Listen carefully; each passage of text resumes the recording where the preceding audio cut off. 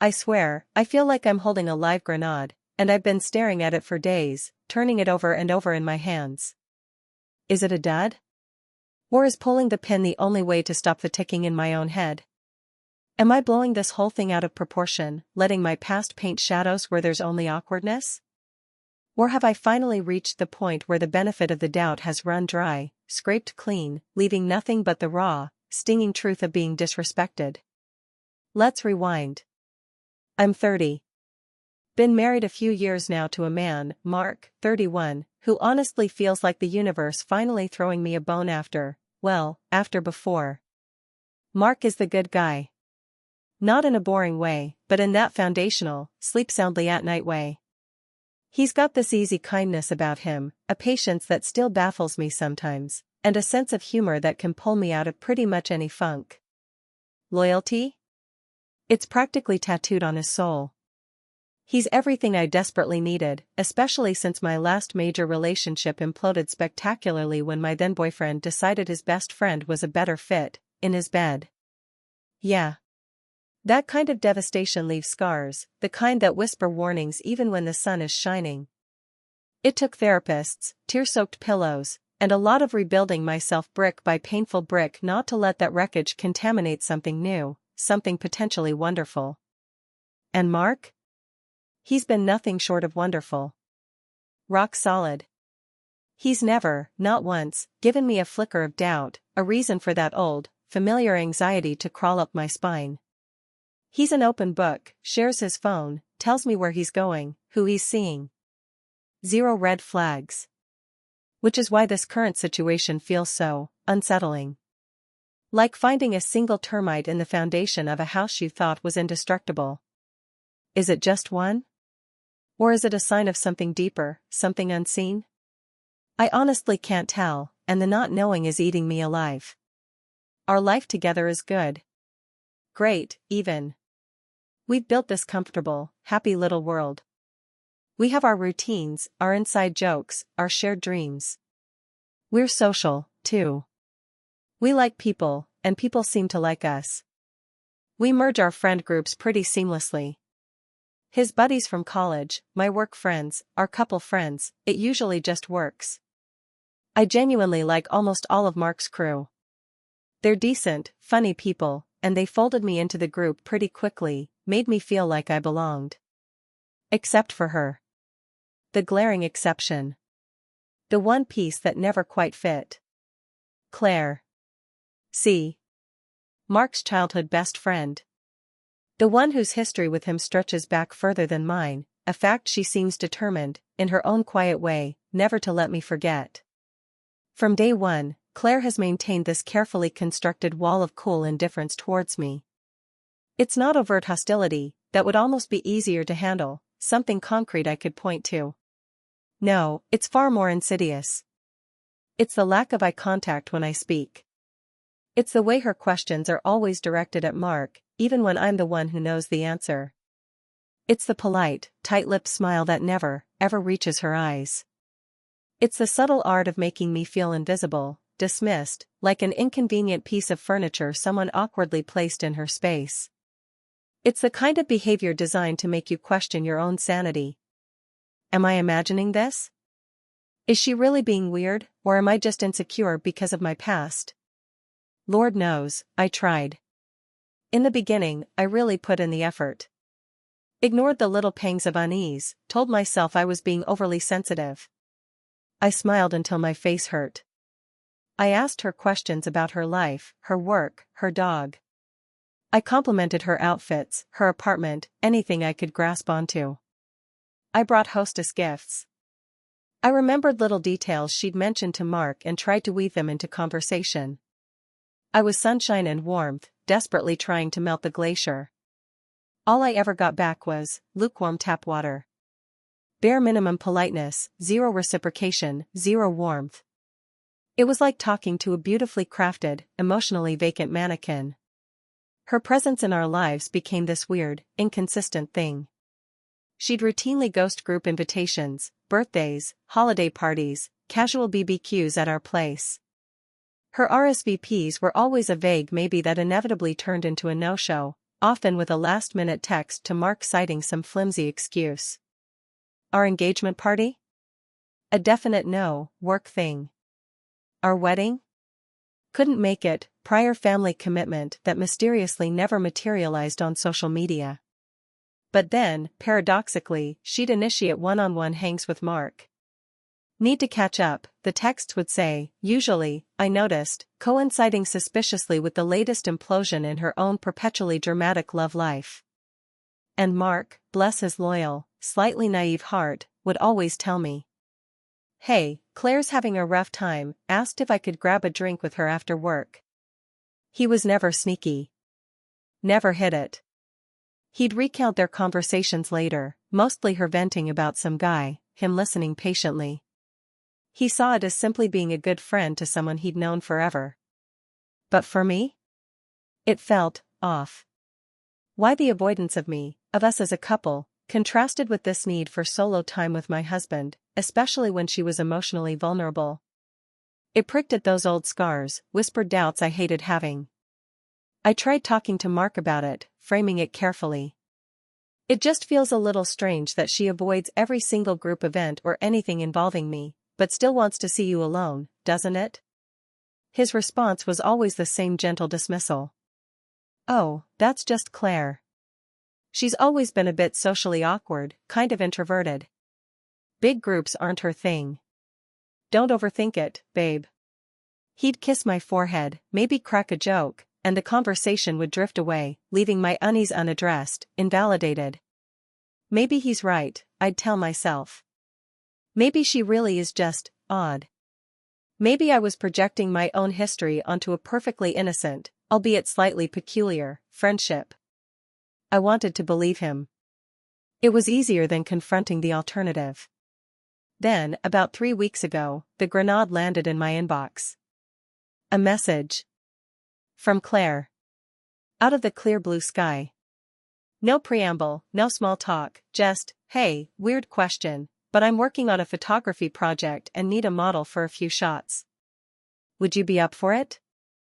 I stared at the message for a solid 5 minutes. Blinked. Reread it. Checked the sender name again. Claire? Asking me for a favor? Me? The person she'd spent years treating like wallpaper? It was so unexpected, so out of character, it completely short-circuited my brain. My first instinct was suspicion, a gut feeling screaming trap. But then, another thought crept in. A treacherous little flicker of hope. Maybe this is it, the hopeful voice whispered. Maybe she feels bad about skipping the wedding, about being distant. Maybe this is her way of extending an olive branch, of finally trying to connect. Maybe Mark was right all along, and she was just awkward, and this was her awkward way of bridging the gap. The thought felt warm, appealing.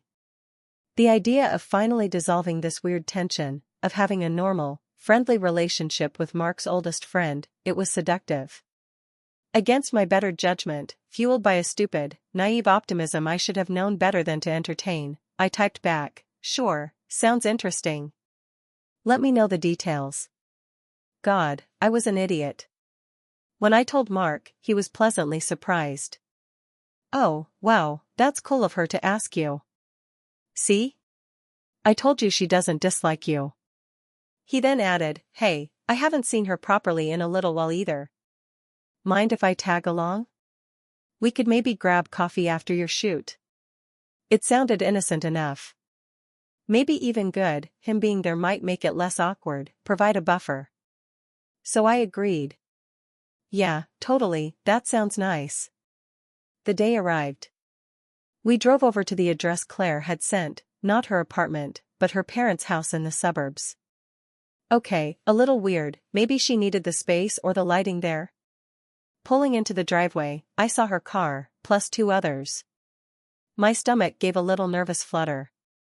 The moment we stepped inside, the atmosphere felt thick. Charged. Claire greeted us at the door with that same tight, unreadable smile. But behind her stood her mother and her older sister. I'd met them briefly, years ago, at some distant event Mark had dragged me to before we were serious.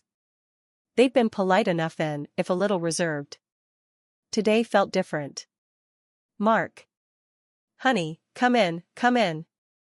Claire's mom, Brenda, enveloped Mark in a hug that lasted just a fraction too long. Her eyes scanned right past me as if I were a coat rack. It feels like ages. Claire's sister, Megan, echoed the sentiment. So good to see you, Mark. Then came the first singer, delivered with saccharine sweetness by Brenda, her gaze flicking towards me for the first time, appraisingly. Claire's told us all about her project. So sweet of you, she paused, her eyes locking onto Mark, to bring our son-in-law along for support. Our son-in-law. The phrase hung in the air, heavy and deliberate. I managed a shaky, awkward laugh, my brain scrambling. Did I hear that right? Is that some weird family joke? Mark shifted uncomfortably beside me, clearing his throat. Yeah, happy to be here, he mumbled, not quite meeting anyone's eyes. Claire just ushered us further inside, towards the living room where some basic lighting equipment was set up. Okay, let's get started, she said, all business, completely ignoring the bizarre comment hanging in the air. And it only went downhill from there. Fast. As I stood awkwardly under the lights, trying to follow Claire's clipped directions, turn your head slightly left. Chin down. Try to look pleasant, the commentary started. It wasn't a barrage, more like a series of carefully aimed darts, delivered by Brenda and Megan from the sidelines, while Claire remained focused behind the camera lens, her silence a deafening form of complicity. You know, Mark, Megan began, sipping casually from a mug, Mom and I were just looking at old photos the other day. Remember that trip to the lake, when you and Claire capsized the canoe? You two were inseparable back then. A nostalgic sigh. Mark forced a smile. Yeah, long time ago. Some bonds just never really fade, though, do they? Brenda added, her eyes fixed on Mark with unnerving intensity. We always thought, well. You know. My smile felt painted on, brittle. I tried to focus on the camera lens, on breathing evenly, but my heart was starting to pound against my ribs. This isn't happening. Then, the direct hits began. Brenda, looking straight at Mark, bypassing me entirely, we always pictured Claire walking down the aisle with you, Mark. She had it all planned out since she was 16, didn't you, sweetie? Claire didn't respond, just adjusted a light stand. Megan chimed in, leaning forward conspiratorially. He really was the one that got away, wasn't he? Life just takes funny detours, I guess. She glanced at me, a flicker of something that might have been pity, or maybe malice, in her eyes. I felt frozen, trapped in this bizarre, passive-aggressive spotlight. Every click of Claire's camera felt like punctuation to their insults. Where was Mark? I risked a glance. He looked intensely uncomfortable, fidgeting with the strap of his watch, his jaw tight. He tried, weakly, a couple of times. So, Megan, how's the new job going? He'd interject, trying to redirect. But they'd brush off the diversion, circling right back. He moved closer to where I was standing at one point, a silent gesture of solidarity, perhaps, but offered no verbal defense. No, hey, that's inappropriate. No, Mom, cut it out. Nothing that actually stopped it. The final blow came from Brenda, delivered with a syrupy smile aimed vaguely in my direction as Claire changed lenses. It's really so sweet of her to fill in like this, though. Helping Claire out with her little project. Very accommodating. Fill in. Like I was a stand-in, a temporary placeholder in the life they still envisioned for Mark and Claire. The humiliation washed over me, hot and sickening. My eyes stung. I could feel the blood draining from my face, then rushing back hotly. I wanted to run. I wanted to scream. But I was paralyzed, caught between the shock of their audacity and the painful awareness of my husband's silence. And Claire? Through all of this, she just kept shooting. Click. Whir. Click. A tiny, almost imperceptible smile played on her lips. She didn't utter a word to defend me, to shut down her family, to acknowledge the horrifying awkwardness. Nothing. Her silence wasn't awkwardness, it felt like permission. Like quiet enjoyment. I don't know how I lasted the full hour she'd requested. It felt like an eternity. I moved when she told me to move, tilted my head, forced smiles that felt like grotesque masks. Inside, I was imploding. Every tick of the clock was a countdown to escape. I felt like a specimen under a microscope, observed by hostile scientists, while the one person who was supposed to be my partner, my protector, just stood by, squirming slightly but ultimately ineffective. The moment Claire finally said, "Okay, I think I have what I need," I practically bolted for the door, mumbling a barely audible, "Thanks, gotta go." Mark followed quickly, offering hurried goodbyes to the family who were suddenly all smiles again, as if the last hour of psychological warfare hadn't happened. The car door slammed shut, encasing us in a silence that felt heavier than any argument. The engine started, and we pulled away from the curb, the cheerful suburban houses blurring past my window. Neither of us spoke for several long minutes. The tension was a physical thing, crackling between us. Finally, Mark broke the silence, his voice low, hesitant. "Wow. Okay. So, sorry about all that back there. That was really weird, right?" They were being super weird. Weird? That was the word he chose? Weird? It wasn't weird, Mark. It was calculated. It was hostile. It was humiliating. It was a deliberate, coordinated attack orchestrated by your childhood best friend and her family, designed to put me in my place, to remind me, and you, that in their eyes, I was an intruder, an imposter. And honestly? His understatement, his minimization of it, hurt almost as much as the comments themselves. Because yeah, it was weird. It was borderline abusive. And the fact that he was there, he saw it, he heard it, he clearly felt uncomfortable too, and yet, he didn't step in? Didn't shield me? Didn't say, "All right, that's enough, we're leaving"? Didn't defend his own wife to his friend's invasive family? It made me feel profoundly, terrifyingly alone. Like maybe those old scars weren't just whispering warnings, maybe they were screaming a truth I didn't want to hear about the man sitting next to me. In the days since, the air between us has remained thick with unspoken things. We've had surface-level conversations, but we haven't really talked about it. Not properly. He seems to be hoping it will just blow over if we don't poke at it. But I can't let it go. It keeps replaying in my mind, the comments, Claire's smug silence, Mark's inaction. I'm just done. Utterly exhausted. Tired of making excuses for Claire, tired of pretending her behavior is just social awkwardness. It's not. It's deliberate, it's manipulative, and after that photo shoot, I'd add malicious to the list. She knew exactly what her family was going to do. That favor wasn't an olive branch, it was bait. And I walked right into the trap. I don't want a huge, marriage-ending fight. I love Mark, the kind, patient, loyal man I know he is in almost every other aspect of our life. But this? This dynamic with Claire? It's toxic. And his inability, or unwillingness, to see it, or to confront it, is becoming a serious problem. A crack in the foundation. I'm done being the bigger person. Done bending over backward to accommodate someone who clearly holds me in contempt. Done trying to earn points with a person, and a family, who seem to enjoy undermining my marriage and my sense of self-worth. The cool wife act is over.